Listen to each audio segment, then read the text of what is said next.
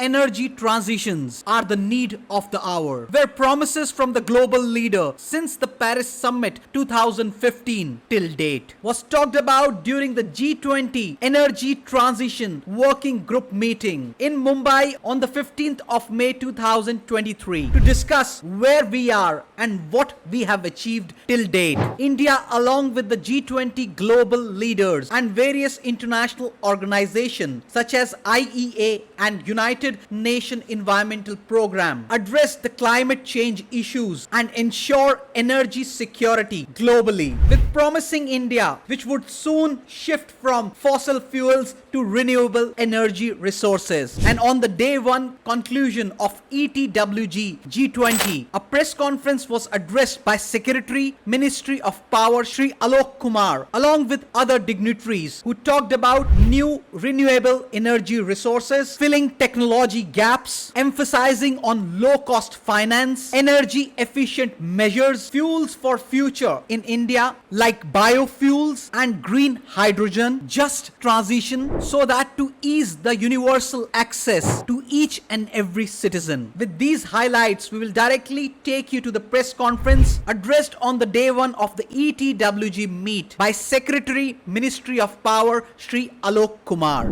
We are working with our sister ministries, Ministry of New and Renewable Energy, Ministry of Coal, Ministry of Mines, Ministry of Petrol and Natural Gas, and we also work closely with NITI Aayog. Initially, we floated a issue note. That is the prerogative of the Presidency, that we can bring out our priorities for discussions on the table for setting the agenda. In the area of Energy Transitions Working Group, we had floated an issue note which had 6 priorities. First is addressing the technology gaps for successful energy transition. Second is mobilizing low-cost finance for deployment of those critical technologies. Third is addressing the requirements of energy security, diversified supply chains, and transnational grid interconnections. Fourth priority is to accelerate energy efficiency measures and initiatives required to address the hard-to-abate sectors. And the fifth priority, we have shared the agenda on fuels for future. There are 2 important fuels for India. One is the biofuels, all aware the progress we are making in the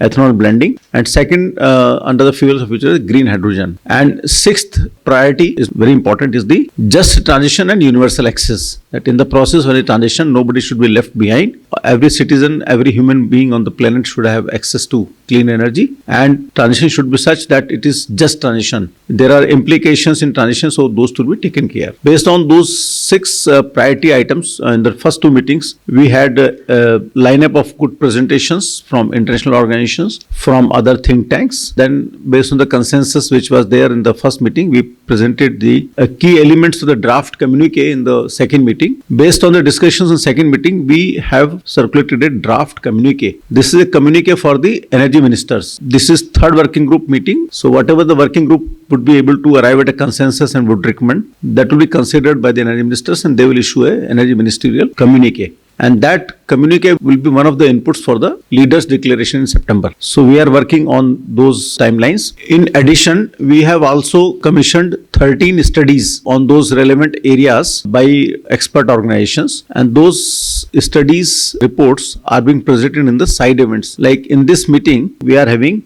6 side events, 3 side events today, 2 will be there tomorrow, and 1 will be there on the day after tomorrow. So those are side events in which, apart from the government delegations, the industry representatives, experts, they come and participate. So it's a knowledge building for discussions in the main working group. Today we had this inaugural of the working group meeting. Thereafter we had these 3 events, 3 side events. One was on the biofuel, second was on the low cost financing, and third was on the just transition, roadmap for just transition. And tomorrow we have 2 side events, one on the offshore wind and one on the hard-to-abate sectors. And day after we have one on lifestyle, that is the responsible consumption. And today we also had very good presentations from India side. We had a presentation on Life Mission, which has been launched by Honorable Prime Minister, that is lifestyle for environment. So we presented to the working group that responsible consumption is the need of the hour. You cannot keep on supplying energy. Everybody, all developed countries also should